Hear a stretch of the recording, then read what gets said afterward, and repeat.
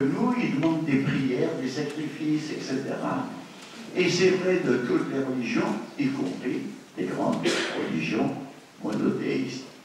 Et donc, à ce moment-là, je pense que c'est enraciné très profondément dans la Bible. Maintenant, autant avec certaines personnes, je ne me prive pas de parler par exemple de la Bible. D'ailleurs, vous savez que Wittgenstein, en plus c'est un juif israélien, a écrit un livre sur la Bible où il montre que c'est un tissu de légendes qui n'ont qu'une substance historique. Bon, j'aime bien discuter de ça, j'en suis persuadé. Je pense que historiquement c'est intéressant de penser que les évangiles ont été écrits 80 ans après l'existence de Jésus et que le Coran a été écrit simplement 40 ou 50 ans après la révélation du prophète. Je pense qu'il y a une critique historique, qu'il faut qu'on le fasse à tête reposée, il faut qu'on le fasse dans les milieux de recherche universitaire, de savoir qu'il faut qu'on le fasse, mais ce ne sont pas des choses que je vais proclamer à un fidèle qui vit dans la conviction absolue de sa foi. Et surtout, s'il est musulman, moi je respecte en lui celui qu'on ne comprend pas, celui qu'on rejette, celui dont on défigure la religion, celui qu'on a humilié, celui qu'on a maltraité, et celui qu'on a parfois méprisé, alors que le mépris, c'est ce qu'il y a de plus méprisable, et voilà un peu de solution.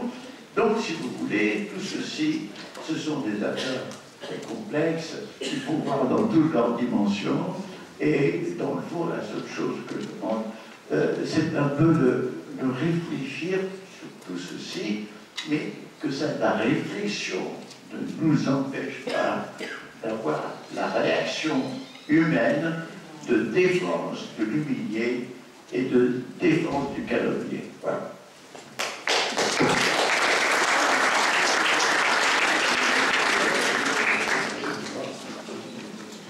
Oui, très rapidement. Simplement, je voudrais réagir à ce que vous avez dit sur... J'aimerais réagir à deux choses, mais très rapidement sur ce que vous avez dit sur le ressenti. Parce que je crois que c'est vrai, on ne peut pas ne pas tenir compte du fait qu'il y a un ressenti. Maintenant, c'est celle-ci ma question, vraiment. Ma question, si on parle de la société plurielle, de la société des sujets, de la société de femmes et d'hommes qui s'éduquent à pouvoir vivre cette diversité, la reconnaissance du ressenti ne justifie pas le positionnement uniquement à partir du ressenti. C'est-à-dire qu'à partir d'un certain moment, il faut que nous travaillions tous. Je vous donne un exemple. Un citoyen français. Savez-vous où, par exemple, l'expression la plus peureuse par rapport à la présence musulmane s'exprime en France, dans les zones périurbaines? Savez-vous là où il y a le moins de musulmans dans les zones périurbaines? C'est-à-dire que quand il y a moins de rencontres, quand on n'a que le média pour parler de l'autre, il fait davantage peur. Et qu'aujourd'hui, le ressenti d'une partie de la population française qui se dit « mon pays change, je ne reconnais plus mes rues, les couleurs ont changé, les tenues vestimentaires ont changé », ce ressenti-là, il faut le reconnaître pour ce qu'il est, des gens ont peur. Est-ce que ça justifie qu'on s'arrête à leur peur, ou est-ce que ça nous pose la question à tous, comment fait-on pour passer d'un ressenti que l'on subit à un ressenti que l'on dépasse? C'est là la vraie question. Et c'est vrai aussi pour les populations françaises de confession musulmane. C'est-à-dire qu'à partir d'un certain moment, je ne peux pas m'arrêter en disant « mais vous savez, votre sens de l'humour là, oui, mais bon, ça me blesse. » Ah oui, ça me blesse. Mais à partir d'un certain moment, c'est pas simplement le fait que ça me blesse qui pose problème du fait de celui qui le fait, mais de celui qui gère sa blessure. Aujourd'hui, il faut équiper les citoyens, tous, à dépasser ça. C'est ça que j'appelle la culture du sujet. C'est-à-dire comment on s'éduque à dire « ben oui, je le ressens ». Moi, je peux dire à quelqu'un, quand j'entends par exemple ce que vient de dire Edgar Morin, qui me dit « ton Dieu, c'est toi qui l'as fait ». Je dis « oh ».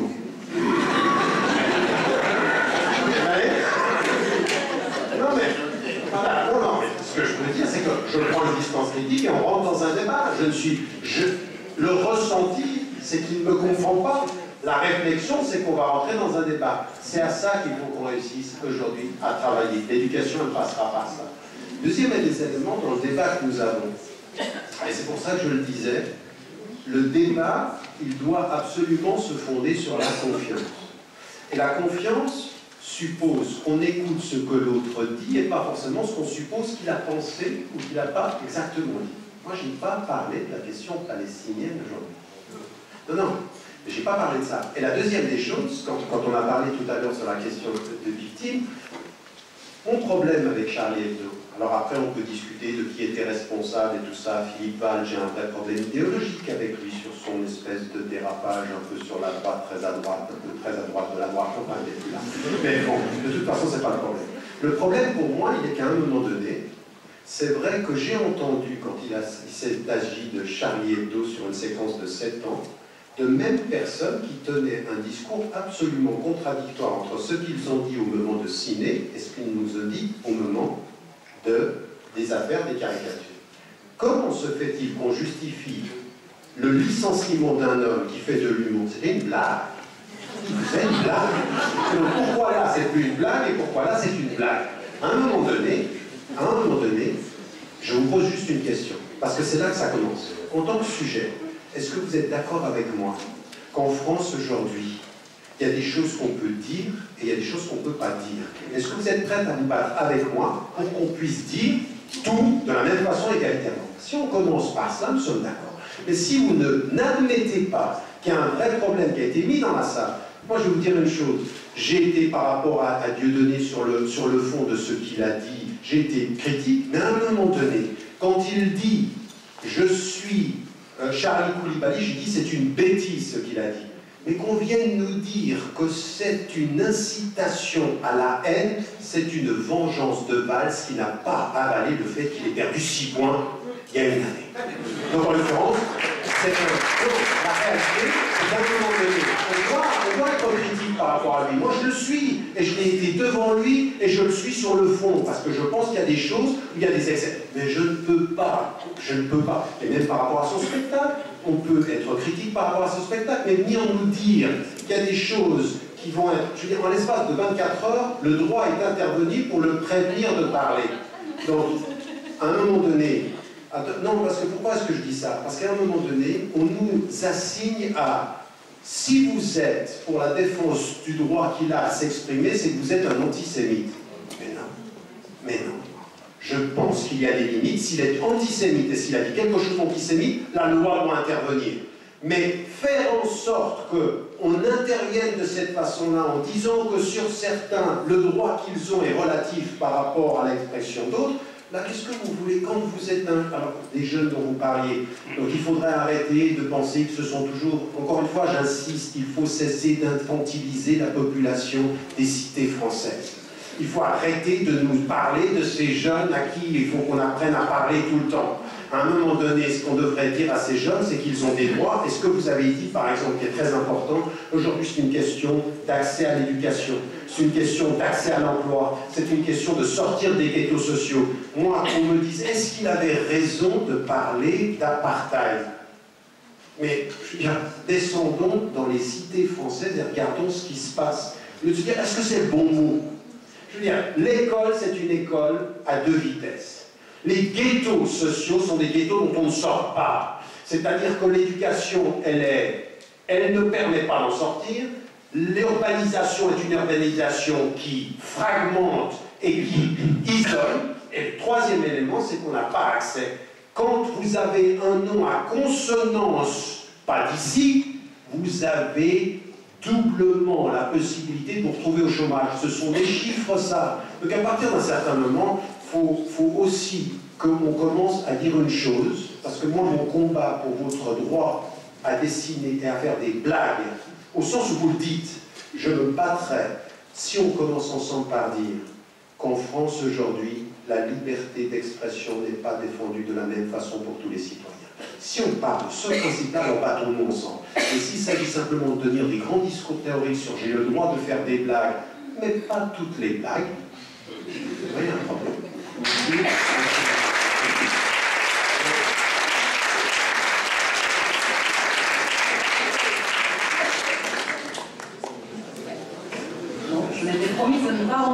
pas, parce qu'on se bat quand même pas à armes égales, mais je vais essayer de mettre à monsieur.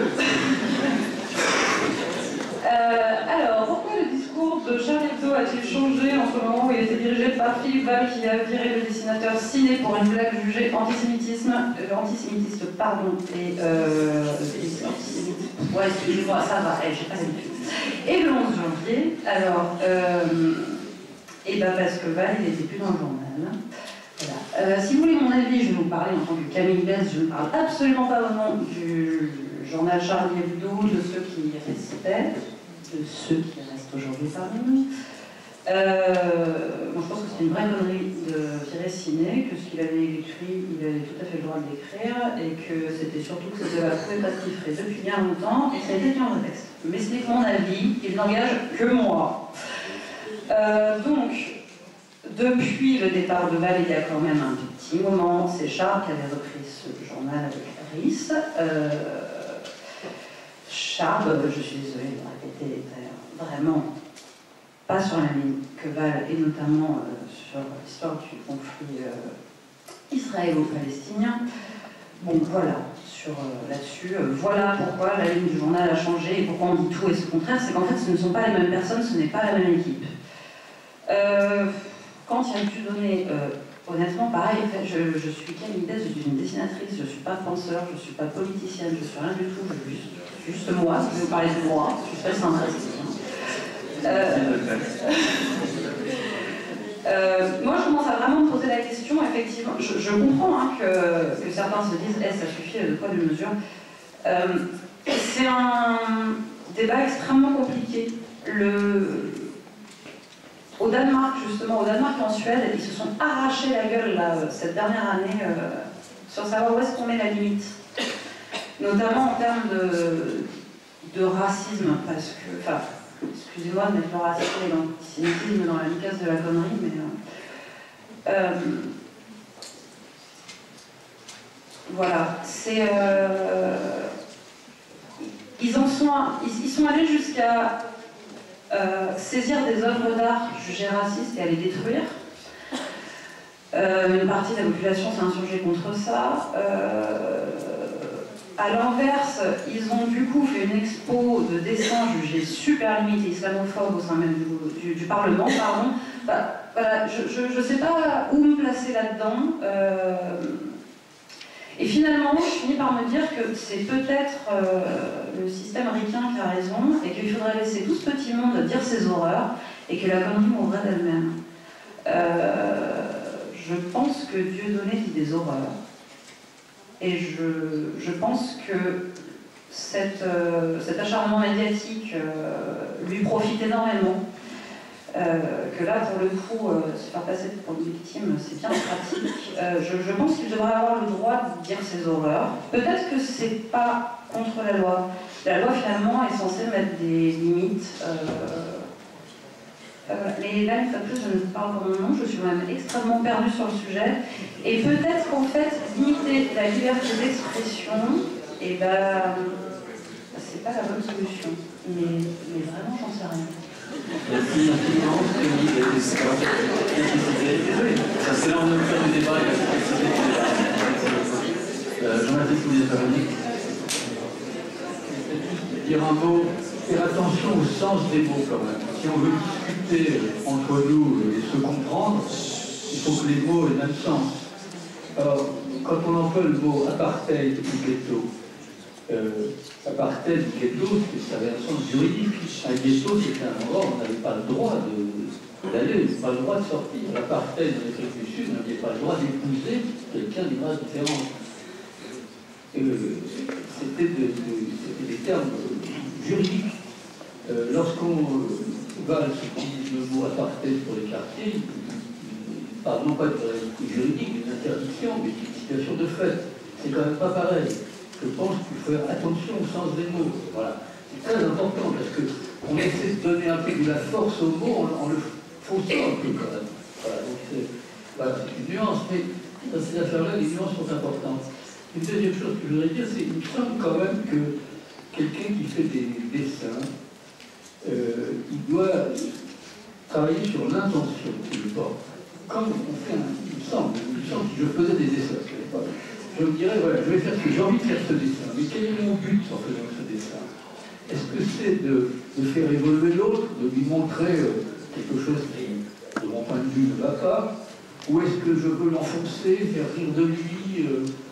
Je pense que la question de l'intention en spiritualité, l'intention est aussi importante que ce que l'on fait. Hein. Maître Eckhart disait, ce ne sont pas nos actes qui nous sanctifient, c'est nous qui sanctifions nos actes. Le même acte pourra avoir une portée très différente selon l'intention qu'on y met. Et je pense qu'il est question dans la caricature, qui est un art dangereux, qui est un art où la méchanceté féroce, la férocité peut côtoyer de très près le mot du mot ingénieux qui va déstabiliser dans le bon sens l'autre.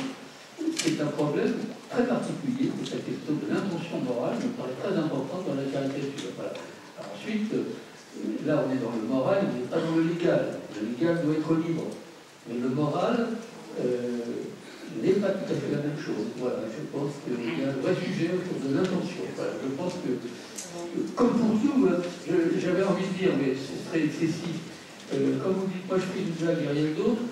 De temps en temps, moi, dans une pub d'exclusion, j'entends un patron nous dire l'entreprise c'est fait pour faire du profit. Ben non, c'est pas fait seulement pour faire du profit, c'est fait pour faire une communauté. Donc une blague, c'est plus qu'une blague. Surtout quand vous avez diffusé 70 000 exemplaires. Voilà. Vous avez quand même le droit sur une blague que vous voulez.